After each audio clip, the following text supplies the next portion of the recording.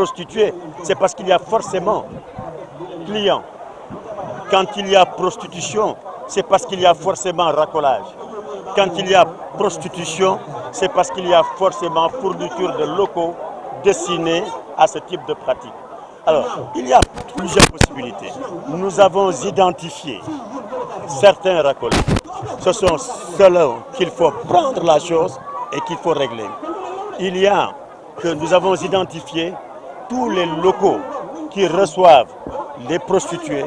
Il nous appartient à nous et à l'État d'inviter ces propriétaires-là ou à céder ces maisons plus ou moins abandonnées plus de 10, 15, 20 ans, ou alors les exproprier tout simplement.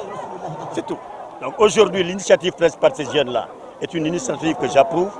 Ce n'est que par eux que nous pourrons de manière définitive régler ce problème-là. Ok, aujourd'hui, la jeunesse ngoroise s'est mobilisée pour venir sensibiliser sur un phénomène qui est la prostitution. Ouais, toute la jeunesse a décidé de dire non à la prostitution sur l'île de Ngor, non à la prostitution sur le village et les environs du village et de la commune de Ngor.